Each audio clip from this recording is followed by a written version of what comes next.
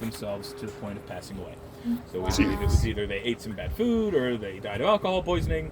But he only takes a couple sentences to mention them. Meanwhile, a couple pages later, when they're in Barbados, he takes an entire 2 pages, front and back, to describe how much and how amazing pineapples are. He never had seen a pineapple before.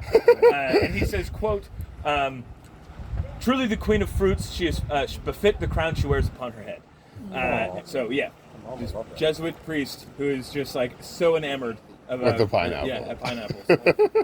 He's the best thing in the world. 12 people died. Yeah, sure, but pineapple. That's Awesome, what we need to talk about. Yeah, absolutely.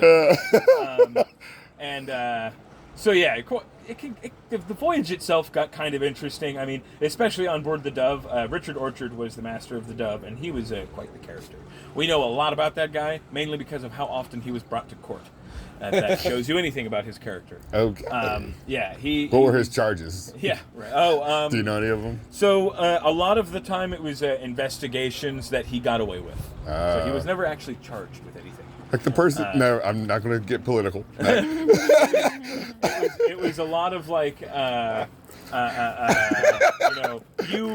you didn't, fulfill your contracts because you broke your contract, so we're going to sue you in court, or Richard Orchard bringing other people to court and winning those court cases, just things of that nature, or whether or not he lied on what degree of latitude that Maryland sits at. That was important to people back then. So it wasn't like stuff that you'd see nowadays. It was like stuff back then that would have been seen as like skullduggery. But like he never actually got tried for any of the actual crimes he committed. Okay. Like there were plenty of times where he was he would go missing for like a week. And no, he didn't tell anybody where he was going. And then he'd come back and his crew would ask, where were you? And then he would simply say, "Oh, I was just collecting some debts, but we have to leave immediately." And then, being the loyal crew that they were, didn't question it. They were like, "All right, sounds good, master." And then at that point, because that was when they were in Barbados when all of that was happening, sail up the coast of North America after they get across and in Barbados and things of that nature, land here in the Chesapeake Bay, early to mid-March of 1634. Then they set up that interim camp at St. Clement Island because that was the first landing spot. The Ark, stays there, lets all the people and stuff off, temporarily, while all the important people on board the Dove, are on board the Ark, get on board the Dove.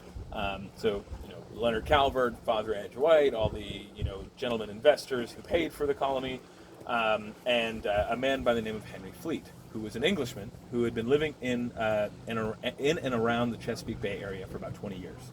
So he had actually learned the Algonquian language. So he was able to act as a translator between Leonard Calvert and the Piscataway Tayac, who's sort of like their chief. So they would have sailed from St. Clement's Island up the Potomac to what we now know as Piscataway Park, which is where we actually were just there a couple weeks ago. We kind of recreated that journey, which was pretty cool. That is about 30 minutes by water south of Washington, D.C., maybe about 15 minutes south by car. So it is basically Washington, D.C., and ironically enough, back then it would have been the capital of Piscataway Nation. Okay. And so that's when they would have negotiated with the Piscataway Tayac, and his final determination was essentially, look, you don't have to leave, but you can't stay here. I don't want to walk out on my front porch every morning and see you here. So you don't have to leave the New World, but don't stay here. Right. So he sent them down here to what we now know as St. Mary's City, and which would soon become St. Mary's City, and met another tribe by the name is the Yakomico.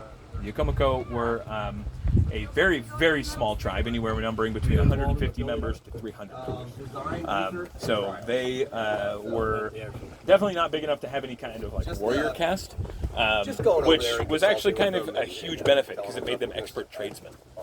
So they were able to purchase about 30 miles of land, and a single witch-hut village, which the English and the natives would have lived side by side for about 6 or 7 months while the fort was getting built.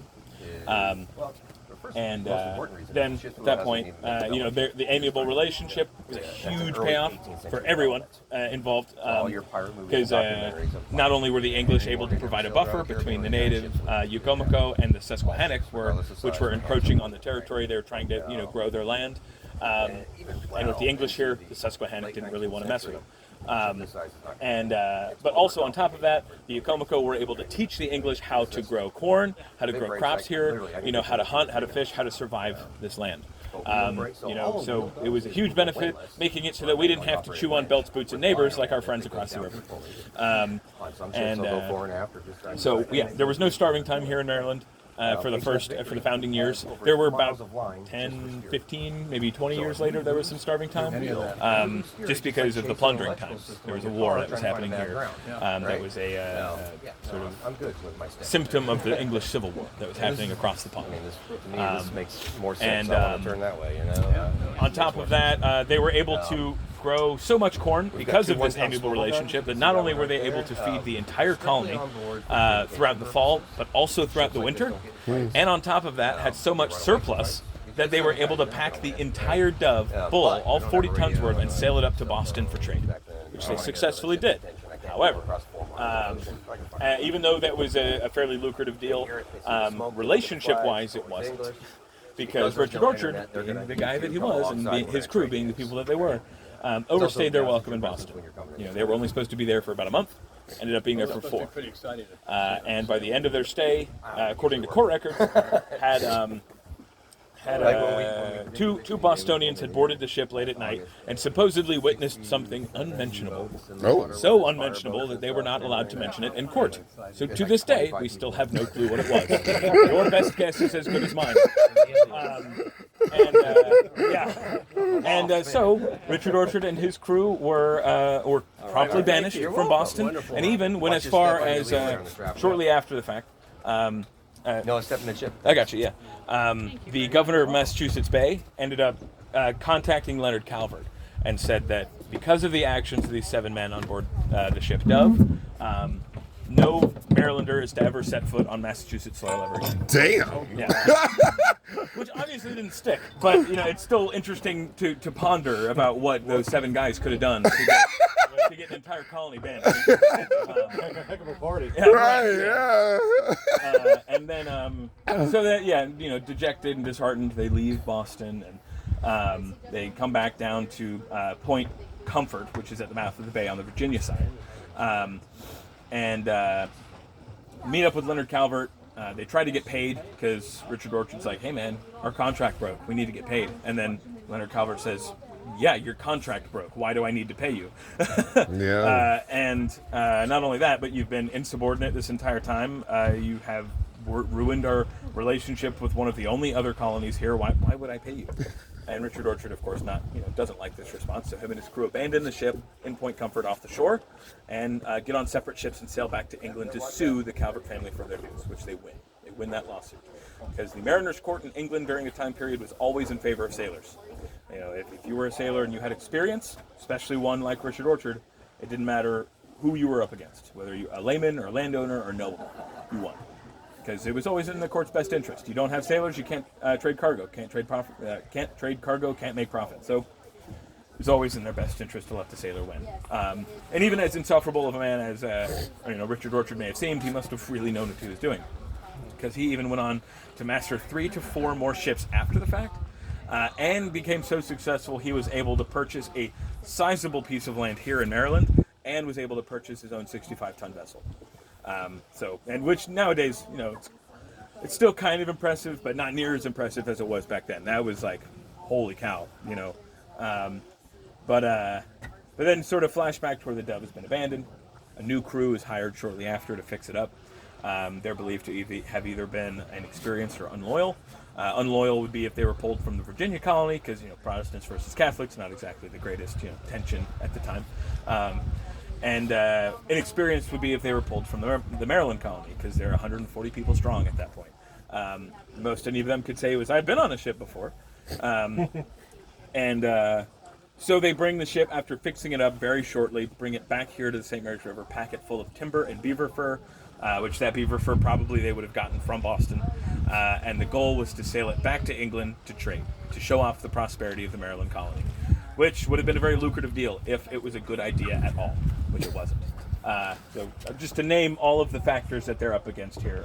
It's a new crew that doesn't know the ship, that's either unloyal or inexperienced, leaving the St. Mary's River without a larger ship to accompany them, which would have been necessary for a ship this size. At the beginning of hurricane season, with pirates in the Chesapeake Bay, with a cargo hold full of the two most expensive items on the East Coast, and on top of that, being the ship was probably still in disrepair because they didn't take enough time to fix it. So, with all of that being said, it's no wonder why in late August of 1635, the last recorded sighting of the Dove is at the mouth of the St. Mary's River right over there, and is still awaiting arrival in England to this day. No clue what happened to it. None whatsoever. Like I said, all of those bad odds, all of them point to a different option of what may have happened. Suicide mission. Yeah, right. Yeah. Essentially. And the thing to learn from it is that it didn't have to be a suicide mission. Right. But it definitely was.